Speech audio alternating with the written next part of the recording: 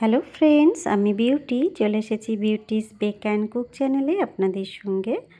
আজকে একটা বাটারস্কচ ফ্লেভারের কেক শেয়ার করতে। কেকটা ছিল আমার 1 পাউন্ডের। আমি কেক স্পঞ্জটা প্রথমে 3টে লেয়ারে কেটে ক্রাম কোট করে ফ্রিজে রেখে দিয়েছিলাম আধ ঘন্টা। তারপরে আমি এটা ফাইনালাইজিং করছি। আমার এর আগে বেশ কয়েকটা ভিডিও আছে, কয়েকটা না অনেকগুলোই ভিডিও আছে বিভিন্ন ফ্লেভারের কেকের আর কি। সেগুলো কিভাবে আমি কাটছি, ফ্লেভার অ্যাড করছি, ক্রাম কোট করছি, প্রতিটা বিষয় আমি একদম ডিটেলসে সব কিছু আপনাদের সঙ্গে শেয়ার করে রেখেছি। এখন সময়ের অভাবে আর অত আমি রেকর্ডিং করতে পারি না, সেই জন্য এখন আমি ফাইনালাইজিং থেকেই দেখাই। যদি প্রয়োজন হয় সেই সব ভিডিওগুলো দেখতে পারেন, সেখানে আমি সব কিছুই আপনাদের সঙ্গে শেয়ার করে রেখেছি।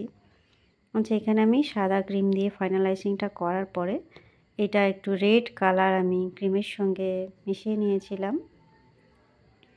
নিয়ে আমি জাস্ট একটু হালকা করে একটা রেডের ছোঁয়া দিতে চাইছি, একদম নিচে আর একদম মিডলে। পুরো কেকটা আমি রেড করব না, একটু হালকা হোয়াইট অ্যান্ড রেডের কম্বিনেশানে রাখবো। আর এই যে প্যালেট নাইফটা একদম আলতোভাবে ধরে রেখে আমি টার্ন টেবিলটা ঘুরিয়ে এই ডিজাইনটা আনলাম আর কি। এগুলো দেখতে ভীষণ ভালো লাগে, মানে একটা অন্যরকম লুক এনে দেয়। যাই হোক, অনেকেই হয়তো এগুলো এখন পারেন না, যারা নতুন, আস্তে আস্তে করতে করতে এগুলো হয়ে যাবে এক সময়। কোনো রকমের আর টেনশন করার দরকার নেই। আর বিশেষ করে কেক এমনই একটা খাবার জিনিস, আমরা এর মধ্যে কিছু করতে গেলে আমাদের একটু প্র্যাকটিসেরও প্রয়োজন আছে। কেননা হঠাৎ করে এর মধ্যে ডিজাইন করতে গেলে যারা নতুন তারা পেরে উঠবে না। প্রথমে একদম হালকা ডিজাইন দিয়ে শুরু করতে হবে, নজেল সম্পর্কে জ্ঞান হতে হবে, তারপরে এই সব ডিজাইনগুলো করলে আমার মতে ভালো আর কি রেজাল্ট পাওয়া যাবে। আমি এখানে চকলেট গানাশ দিয়ে একটু ডালপালা এঁকে নিলাম। এবারে ফুল বানাবো কয়েকটা।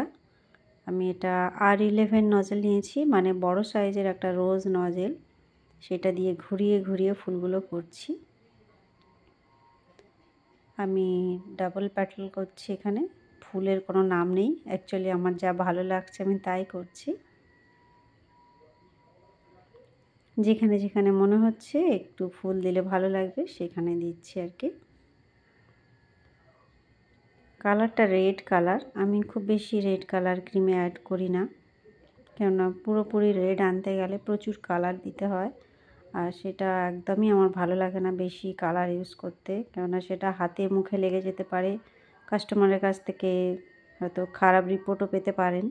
সেজন্য আগে থেকে একটু বলে নেবেন যে এই কালারটা হয়তো হাতে মুখে লেগে যেতে পারে, এই জন্য ডিপ কালার ইউজ করব কি না। যাক, যারা আমাকে বলেন আর কি যে আর একটু রেড হলে ভালো হতো, সেই ক্ষেত্রে আমি বলে দিই যে রেড হলে এই সমস্যাটা হতো। কয়েকটা হাফ পাপড়ি আমি সাইডে করে নিলাম। এবারে মাঝখানটায় আমি নামটা লিখে নিচ্ছি।